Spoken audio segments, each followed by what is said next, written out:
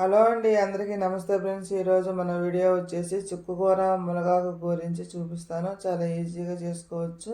పిల్లలైనా పెద్దవాళ్ళైనా ఇష్టంగా తింటారు. మీరు ఒకసారి ట్రై చేసి నాకు కామెంట్ పెట్టండి. కప్పుసులో చింతపండు, పచ్చిపప్పు 4 స్పూన్లు, చింతపండు కొద్దిగా ఇలా 2-3 సార్లు బాగా కడిగి నానబెట్టుకొని పక్కన పెట్టేసుకోవాలి. చింతపండు నానాక పులుసు పిండుకొని ఆ గిన్నెలోనే ఉంచుకొని పక్కన పెట్టేసుకోవాలి. మునగాకు ఒక మండ ఇట్లా దూసుకొని స్టెప్ బై స్టెప్ కచ్చాపచ్చాగా మిక్సీ వేసుకొని గిన్నెలో వేసుకొని పక్కన పెట్టేసుకోవాలి.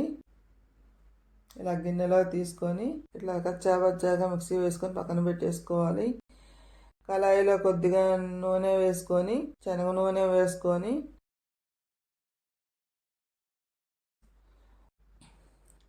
నూనె కాగినాక చిన్నులపాయలు, 2 ఎండుమిర్చి, 3 పచ్చిమిరకాయ ముక్కలు ఆయిల్లో ఏగితేనే టేస్ట్ ఇంకా చాలా అద్భుతంగా ఉంటుంది.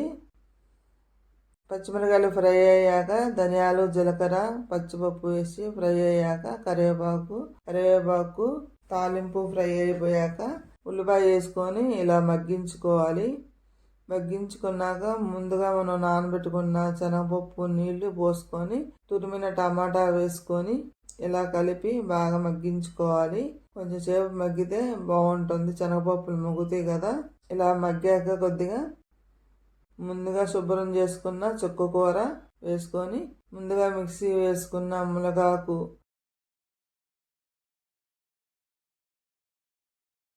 చింత పులుసు, కొంచెం పసుపు, కొంచెం కారం, కొద్దిగా ఉప్పు మనకు రుచికి తగ్గంతగా వేసుకోవాలి.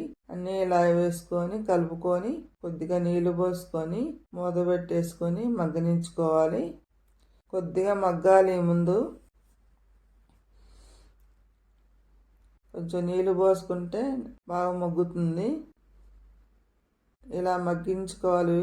కలుపుకుంటూ చూసుకుంటూ ఉండాలి, లేదంటే అడుగంటుతుంది కదా. ఇలా మీడియం మంటపై ఉడికించుకుంటూ చూసుకుంటూ ఉండాలి. చూడండి ఎలా వచ్చిందో. ఈ రకంగా ఉడకాలి. మునగాకు కలిసిపోయి స్మెల్ రాకుండా బాగుంటుంది. ఇలా అయితే పిల్లలు తినగలుగుతారు బాగా. వేడి వేడి అన్నంలో నెయ్యి వేసుకొని వేసి పెట్టామంటే అసలు మళ్ళీ అదే కావాలని అడుగుతారు. అంత బాగుంటుంది. మునగాకు వాడితే మనకి ఆరోగ్యానికి మంచిది కదా. చాలా ఉపయోగాలు ఉంటాయి, మీకు కూడా తెలుసు.